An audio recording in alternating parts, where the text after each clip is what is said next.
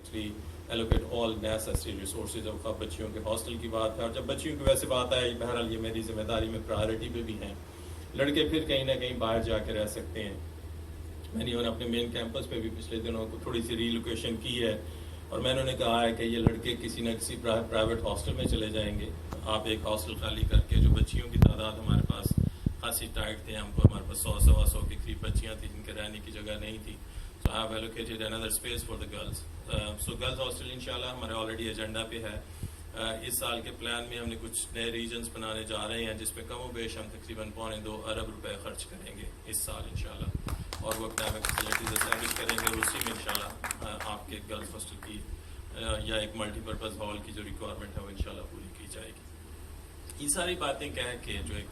Briefly آخری میں گزارش آپ سے کرنا چاہتا ہوں, ایک استاد ہونے کے ناطے, وائس چانسلر ہونے کے ناطے وائس چانسلر ہونے کے ناطے ظاہر میں ادارے کو ریپرزینٹ کرتا ہوں. اس کی اچھے نام کے ساتھ میری عزت ہے, اس کے اچھے نام کے ساتھ آپ ساروں کی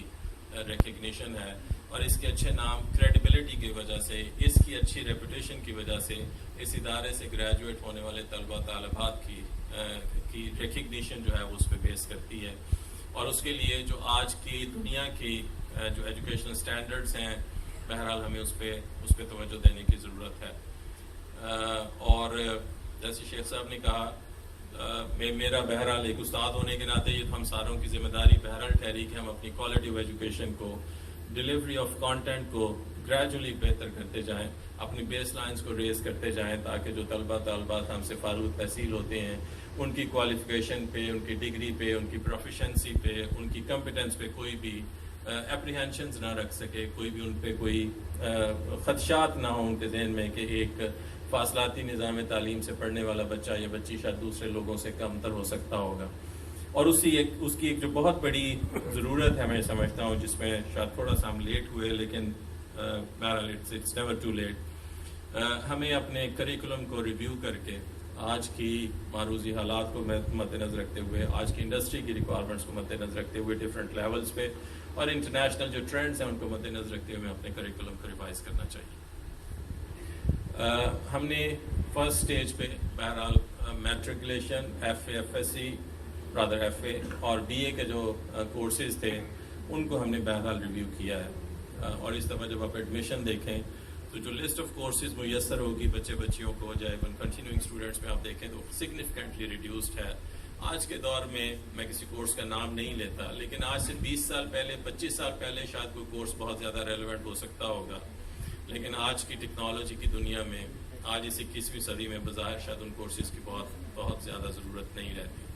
دوسری بات یہ ہے کہ جو بچیاں میرے سے میٹرک اور ایف اے کر کے جاتے ہیں, اگر میٹرک کر کے وہ کسی اور دوسرے ادارے سے ایف اے کرنا چاہتے ہیں, یا میرے سے ایف اے کر کے کہیں دوسری جگہ سے جا کے اپنی 14 ایئرز یا 16 ایئرز کی ایجوکیشن مکمل کرنا چاہتے ہیں, تو مجھے انہیں ایسے کمبینیشن دینے چاہیے جہاں پہ کہیں اور بھی اپنے کسی ادارے میں جا کے رجسٹریشن بھی کروا سکیں. کسی کو کوئی ایک کورس 1 2 3 پڑھا کے شاید میں میٹرک تو دے سکتا ہوں, جو بڑا آسان کمبینیشن بظاہر ہو سکتا ہے, لیکن میرا خیال یہ ہے کہ ایک ذمہ دار ادارہ ہونے کے ناطے مجھے یہ سوچنا چاہیے کہ بچہ تو شاید آج اس ضرورت کو محسوس نہیں کر سکتا کہ اس کی آئندہ کی ضروریات 2 سال 4 سال کے بعد کی کیا ہیں, لیکن ایک ادارے کو بہرحال اس کو کنسیڈر کرنا چاہیے. سو ہم نے سرٹن گروپس جو ہیں وہ آئیڈینٹیفائی کیے ہیں تاکہ یہ بچے کسی طرح سے ڈیڈ اینڈ کی طرف نہ جا رہے ہوں, بلکہ یہ ایسی تعلیم اور ایسے کمبینیشن آف کورسز کے ساتھ جائیں جہاں پہ یہ اپنی تعلیم کو جاری رکھیں. اگر کسی اور ادارے میں جا کے جاری رکھنا چاہیں تو ان کو اس میں سہولت میسر آئے. سو کریکولم ہم نے ریوائز کیا ہے کچھ, جو بہرحال یونیورسٹیوں کو ہر 3 سال 4 سال کے بعد واقعتاً ویسے بھی کرنا چاہیے. دوسرا, ہم اب جو ہمارے 16 سال کے پروگرامز ہیں, یعنی جس کے بعد لوگ گریجویٹ ہو کے مارکیٹ میں ڈفرینٹ پروفیشنز کو جوائن کرتے ہیں, ہم نے ان کو آج کل ریویو کرنا شروع کیا ہے. اور اس میں جو ہم نے ایک اور فیصلہ کیا ہے کہ انشاءاللہ ہم فارن یونیورسٹیز کے کولیبریشن کے ساتھ نئے پروگرامز ماسٹرز لیول پہ لے کے آئیں گے, جس کے 2 ایڈوانٹیجز ہیں. ایک تو یہ کہ پاکستان میں رہتے ہوئے وہ ایک انٹرنیشنل ڈگری لے سکیں گے, اور اس کی کاسٹ ایون ان کو وہاں والی بیئر نہیں کرنی پڑے گی. تو انشاءاللہ علامہ اقبال اوپن یونیورسٹی, مجھے بہت امید ہے کہ اسپرنگ میں ہم سرٹن ایسے نئے کورسز آفر کریں گے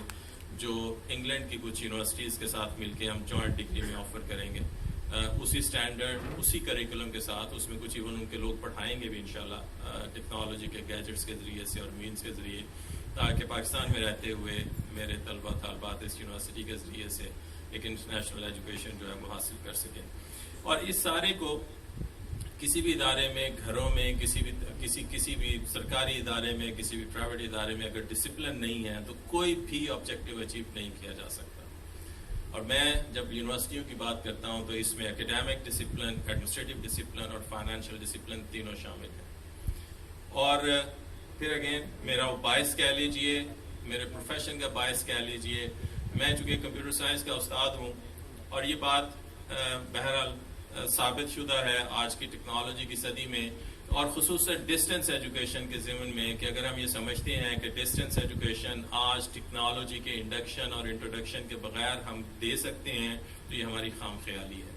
اور ایک ایسا ادارہ خصوصاً جو پاکستان کے طول و عرض میں پھیلا ہو، جس کے 49 ریجنل کیمپسز اور ریجنل سینٹرز ہوں پورے پاکستان میں، جس کے ساتھ 14 لاکھ کے قریب بچے بچیاں پڑھتے ہوں مختلف پروگرامز میں، تو یہ کس طرح سے ممکن ہے کہ ایک وائس چانسلر جو اسلام آباد میں بیٹھا ہے یا جو ایک ڈائریکٹر ہمارے ریجنل ہیڈ جو اسلام آباد میں تشریف رکھتے ہیں وہ پورے پاکستان کے آپریشنز کو لک آفٹر کر سکتے ہوں، مینیج کر سکتے ہوں مینول آپریشنز کے ذریعے سے؟ یہ ناممکن ہے. سو جو ایڈمنسٹریٹو ڈسپلن کی بات ہے، فائنینشیل ڈسپلن اور ٹرانسپیرنسی کی بات ہے، وہ بہرحال ٹیکنالوجی کے انڈکشن کے بغیر ممکن نہیں ہے. And so is about academic discipline as well. میرے سے زیادہ